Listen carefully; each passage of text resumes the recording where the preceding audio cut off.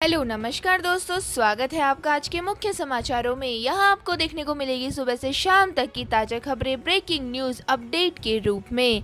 तो दोस्तों, अगर आपने हमारे चैनल को सब्सक्राइब नहीं किया है तो सब्सक्राइब ज़रूर कर दीजिएगा। तो चलो शुरू करते हैं आज के पहले मुख्य समाचार। सीएम योगी आदित्यनाथ का अखिलेश यादव पर बड़ा पलटवार, कहा चूहा बनने की बजाय राष्ट्रवादी बनना बेहतर। तो दोस्तों, यूपी के मुख्यमंत्री योगी आदित्यनाथ ने शुक्रवार को विधानसभा में नेता प्रतिपक्ष और सपा अध्यक्ष अखिलेश यादव पर बड़ा हमला बोलते हुए कहा है कि वे जीते तो ठीक और बीजेपी जीते तो ईवीएम में गड़बड़ी है। यह कहना जाना देश का अपमान है। इस दौरान उन्होंने कहा कि चूहा बनने की बजाय राष्ट्रवादी बनना बेहतर है और मुझे लगता है कि इस बात को हमें ध्यान में रखना होगा।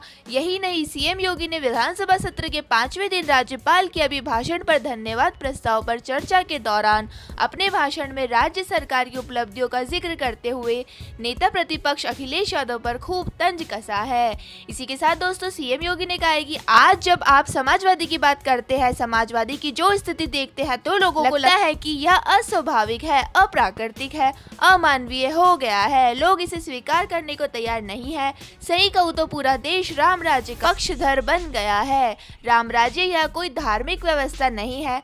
राम राज्य सर्वकालीन, सर्वदेशिक और सार्वभौमिक है। यह काल परिस्थिति अप्रभावित एक शाश्वत व्यवस्था है जो हर परिस्थिति में कार्य करने की क्षमता रखती है। इसी के साथ दोस्तों, चलते हैं आज के अगले मुख्य समाचार की ओर। टेस्ला की भारत में एंट्री पर मस्क ने तोड़ी चुप्पी, प्लांट लगाने के लिए सवाल पर कह दी यह बड़ी बात। तो दोस्तों, अमेरिका की इलेक्ट्रॉनिक कार निर्माता कंपनी टेस्ला की भारत में एंट्री को लेकर लंबे समय से चर्चाएं जारी है। अब कंपनी के सीईओ और दुनिया के सबसे अमीर व्यक्ति एलन मस्क ने अपने देश में प्लांट लगाने में हो रही देरी को लेकर अपनी चुप्पी तोड़ी है। मस्क ने बताया कि आखिरकार भारत में मैन्युफैक्चरिंग प्लांट लगाने को लेकर उनकी क्या तैयारी है और उन्होंने अपने कदम पीछे क्यों खींचे हैं। तो दोस्तों, आपको बता दें कि जैसा मालूम है कि एलन मस्क ट्विटर पर काफी एक्टिव रहते हैं और उनके ट्विटर लगातार सुर्खियों में रहते हैं। अब ट्विटर पर एक यूजर द्वारा टेस्ला के बारे में पूछे जाने पर मस्क ने कहा है कि टेस्ला ऐसी किसी भी लोकेशन पर मैन्युफैक्चरिंग प्लांट स्थापित नहीं करेगी जहां पर हमें पहले ही कार बेचने और सर्विस मुहैया कराने की इजाजत नहीं मिलेगी। तो दोस्तों, आपको बता दें कि केंद्र सरकार एलन मस्क को भारत में टेस्ला के प्लांट लगाने का न्योता दे रही है। हाल ही में केंद्रीय मंत्री नितिन गडकरी ने कहा था कि टेस्ला भारत में अपनी इलेक्ट्रॉनिक गाड़ियां बनाती है तो कोई सरकार को समस्या नहीं है, लेकिन उसे चीन से कारों का आयात नहीं करना चाहिए, जबकि मस्क देश में पहले कारों की बिक्री और बाद में प्लांट लगाने की बात कर रहे हैं। इसी के साथ दोस्तों, चलते हैं आज के अगले मुख्य समाचार की ओर। भारत में नए कोविड-19 केसों में 23.7% उछाल, पिछले 24 घंटे में 2628 नए मामले। तो दोस्तों, भारत में 23.7% उछाल के साथ पिछले 24 घंटे में 2628 कोरोना के मामले दर्ज किए गए हैं। वहीं इस अवधि में 18 लोगों की मौत हो गई है। तो दोस्तों, साथ ही मरने वालों का आंकड़ा 5,24,525 के पार पहुंच गया है। तो दोस्तों, आपको बता दें कि 24 घंटे में 2167 लोग कोरोना वायरस से सही हुए हैं। इसी के साथ दोस्तों, इस समय देश में एक्टिव केसों की संख्या 15,414 पहुंच गई है। तो दोस्तों, आपको बता दें कि सरकार की ओर से जारी किए गए आंकड़ों के अनुसार पिछले 24 घंटे में 13,13,687 वैक्सीन लगाई गई है। तो दोस्तों, तेजी के साथ देश में कोरोना की वैक्सीन लगने का अभियान भी चल रहा है। मतलब देश में 7 अगस्त 2020 को कोरोना वायरस से संक्रमित मरीजों की संख्या 20 लाख थी। इसी के साथ दोस्तों, 5 सितंबर 2020 को 40 लाख से अधिक हो गई थी। इसी के साथ दोस्तों, संक्रमण के कुल मामले 16 सितंबर 2020 को 50 लाख थे और 28 सितंबर 2020 को 60 लाख थे। इसी के साथ दोस्तों, देश में 19 दिसंबर 2020 को ये मामला 1 करोड़ से अधिक हो गए थे। तो दोस्तों, आपको बता दें कि पिछली 4 मई को संक्रमितों की संख्या 2 करोड़ और 23 जून 2021 को 3 करोड़ के पार पहुंच गई थी। इसी के साथ दोस्तों, चलते हैं आज के अगले मुख्य समाचार की ओर। आरसीबी के खिलाफ धमाकेदार शतक जड़ राजस्थान को फाइनल में पहुंचाया, सीजन में 800 रन भी पूरे।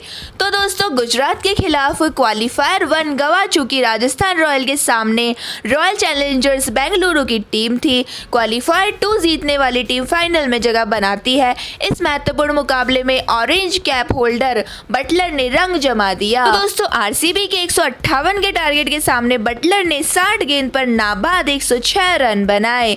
176 की स्ट्राइक रेट से खेलते हुए बटलर ने अपनी पारी में 10 चौके और 6 छक्के लगाए। तो दोस्तों, एक पारी ने बेंगलुरु की पहली आईपीएल ट्रॉफी की उम्मीदों को चकनाचूर कर दिया। दोस्तों आपको बता दें कि इस इनिंग के बाद बटलर के आईपीएल 2022 में 4 शतक के साथ 824 रन हो गए हैं। तो दोस्तों इनिंग ने पहले ओवर में सिराज के खिलाफ चौका जड़कर बटलर ने अपने इरादे साफ कर दिए। तो दोस्तों दूसरे ओवर में हेजलवुड पर भी बटलर ने चौका जड़ा। तीसरे ओवर में बटलर ने सिराज के खिलाफ ताबड़तोड़ बल्लेबाजी की और इस ओवर में बटलर ने लगातार 2 चौके और फिर एक लंबा छक्का जड़ दिया। तो दोस्तों शाहबाज अहमद कभी भी बटलर के सामने अच्छी गेंदबाजी करते नहीं नजर आए। बटलर ने उनके खिलाफ जमकर रन बटोरे हैं। इसी के साथ दोस्तों चलते हैं आज के अगले मुख्य समाचार की ओर। सीएम योगी ने विधानसभा में बताया युवाओं को रोजगार देने का प्लान, बोले हर परिवार के सदस्य को देंगे नौकरी। तो दोस्तों यूपी विधानसभा में विपक्षी दलों द्वारा रोजगार के सवाल पर मुख्यमंत्री योगी आदित्यनाथ ने शुक्रवार को सरकार का प्लान बताया। इस दौरान वो पूर्ववर्ती समाजवादी पार्टी सरकार पर जुबानी हमला करने से नहीं चूके। सीएम योगी ने ये प्लान विधानसभा में राज्यपाल के अभिभाषण पर चर्चा के दौरान बताया। दोस्तों सीएम योगी ने कहा कि सरकार युवाओं के लिए सजग है। उत्तर प्रदेश का युवा पहचान के संकट से मुक्त है। देश और दुनिया में अपनी प्रतिभा का लोहा मनवा रहे हैं। हम रोजगार कार्ड जारी करने जा रहे हैं। हर परिवार के एक सदस्य को रोजगार से जोड़ेंगे। हमने पुलिस विभाग में 5 लाख सरकारी नौकरी दी पर एक भी सवाल नहीं उठा।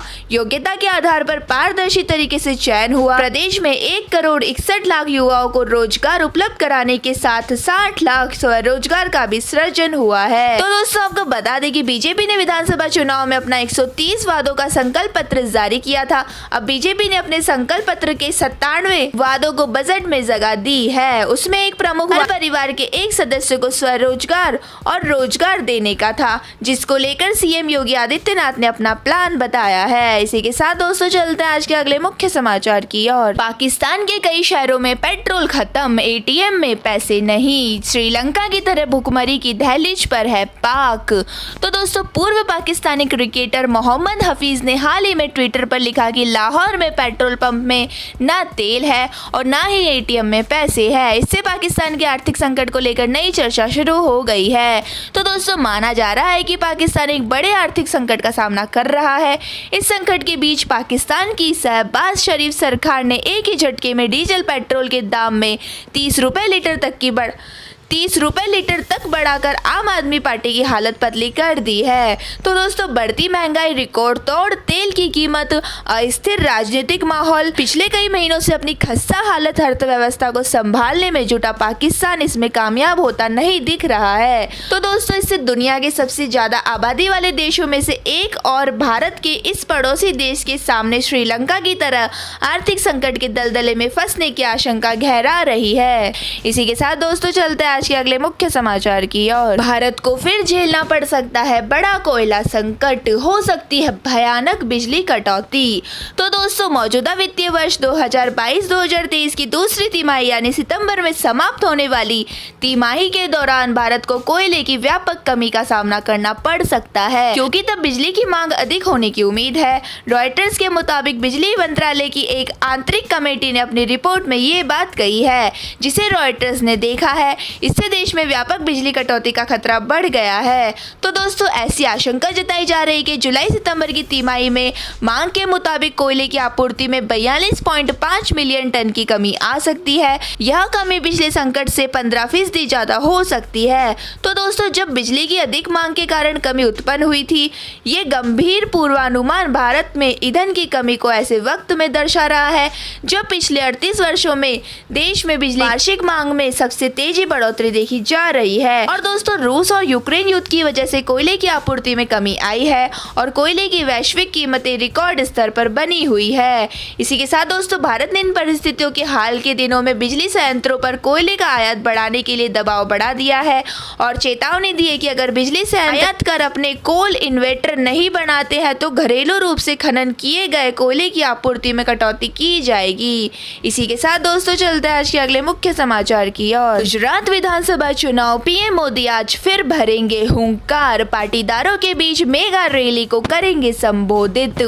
तो दोस्तों, विधानसभा चुनाव से पहले पीएम नरेंद्र मोदी, केंद्रीय गृह मंत्री अमित शाह अपने गुजरात दौरे की शुरुआत करने के लिए तैयार है। प्रधानमंत्री कार्यालय के एक बयान में कहा गया है कि शनिवार को लगभग 10 बजे पीएम मोदी राजकोट से एडकोट में नवनिर्मित मातोश्री केडीपी मल्टी स्पेशलिस्ट अस्पताल का दौरा करेंगे। इसके बाद कार्यक्रम स्थल पर एक सार्वजनिक समारोह में उनका संबोधन होगा।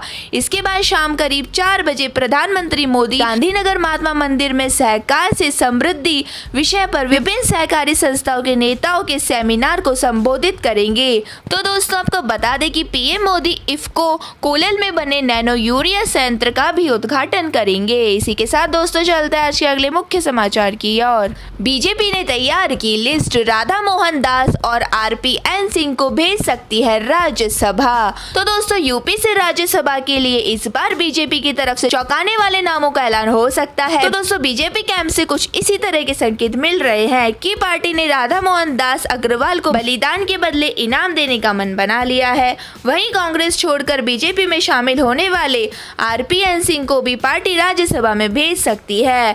तो दोस्तों, दरअसल विधानसभा चुनाव में उनका टिकट काट कर योगी आदित्यनाथ को दिया गया था।